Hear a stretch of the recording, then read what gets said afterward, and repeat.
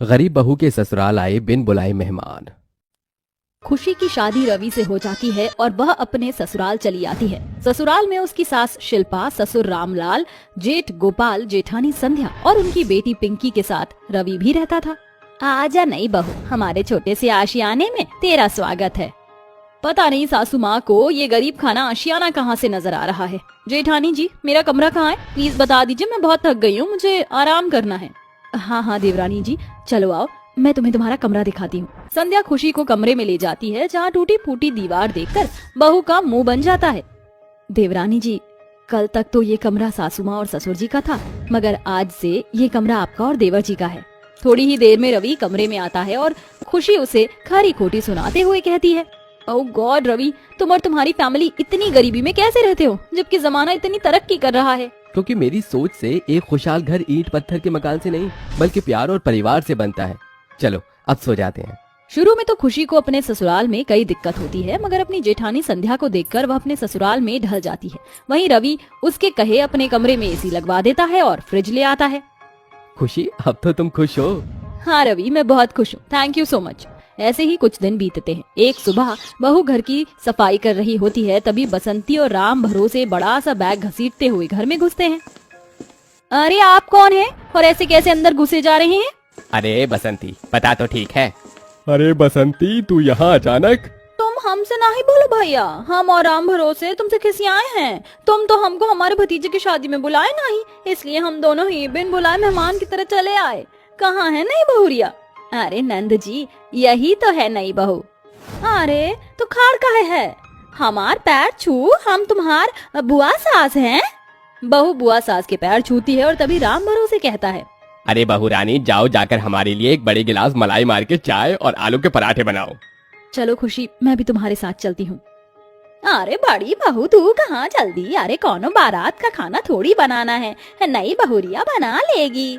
बहू सभी के लिए खाना बनाकर उन्हें खिलाती है, मगर पूरा दिन ससुराल आए मेहमानों की खातिर में निकल जाता है और रात ढल जाती है। तभी बसंती कहती है, अरे भाभी, तुम्हारे घर में बड़ी गर्मी है, आंगन में भी ईंट की भट्टी के जैसे भपका उठ रहा है। अरे एसी नहीं लगाया क्या? एसी लगा है, मगर चाची के कमरे में।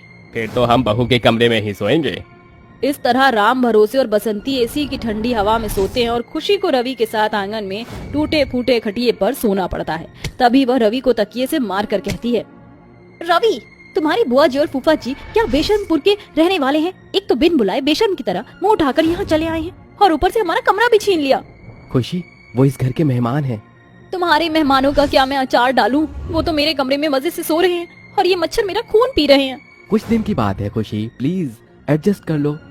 बेचारी बहू जैसे तैसे सो जाती है। ऐसे ही दिन ढलते जाते हैं। मेहमान बहू से जमकर खातिरदारी करवाते हैं और फिर, अच्छा भैया भाभी, हम चलते हैं। बसंती और राम भरोसे के जाने के बाद बेचारी बहू सुकून भरी सांस लेती है कि उसी शाम चंपाकली अपनी बहू और 4 पोते पोती के साथ घर आती है। अब ये क्या मुसीबत है जेठानी जी? ये कौन है? खुशी, ये चंपाकली चाची हैं। अब इन्हें यहाँ किसने बुलाया? चाची जी हमेशा अपनी मर्जी से आती हैं और जाती भी हैं। अरे कैसी हो जीजी? आप सभी की बड़ी याद आ रही थी, तो मेरे पोते पोतियों की स्कूल की छुट्टी पड़ी है, तो उन्हें घूमने की जिद करी और मैं आपके पास आ गई। इनका सामान देखकर तो ऐसा लग रहा है जैसे ये हमारे घर में लंबा टिकने वाली हैं, मगर इस बार मैं अपना कमरा किसी को नहीं दूंगी। पता नहीं कैसे बेशर्म मेहमान हैं, हर दूसरे दिन कोई ना कोई चला आता है। नई बहू, जाकर मेहमानों के चाय नाश्ते की तैयारी कर।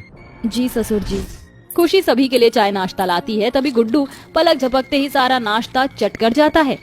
अरे वाह दादी वाह, ये तो कितना मजेदार नाश्ता है, हम मई जून का महीना यहीं बिताकर चलेंगे। अरे गुड्डू, तू चिंता मत कर, खुलकर खा पी ले। अरे अपना ही घर है, क्यों जीजी? हाँ हाँ चाची जी, काफी अच्छी खुराक है गुड्डू की। ये घर पर भी ऐसे ही ठूसता है, मेरा मतलब खाता है।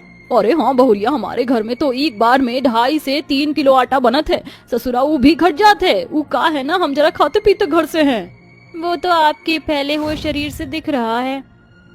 कुछ कहा क्या तूने? हाँ, रात को खाने में क्या खाएंगे? छोले कचौड़ी खिला देना, और मेरे गुड्डू को कढ़ी चावल खूब पसंद है, वो भी बना देना। बहू, मेरे लिए तो सादे फुल्के ही सेक देना। और खुशी, मेरे लिए कटहल की सब्जी बना देना। वो क्या है ना, मैं करी नहीं खाता। ससुराल वाले और मेहमानों की खाने की फरमाइशें सुनकर खुशी किचन में आकर करछी बेलन पटकते हुए कहती है, पता नहीं ये ससुराल है या धर्मशाला, कभी कोई चला आता है कभी कोई चला आता है। एक तो ये मेहमान बिन बुलाए बेशर्म की तरह चले आते हैं और मेरे गरीब ससुराल वाले भी उनकी खातिरदारी में खुलकर पैसे खर्च करके इन मेहमानों का मन बढ़ाते हैं।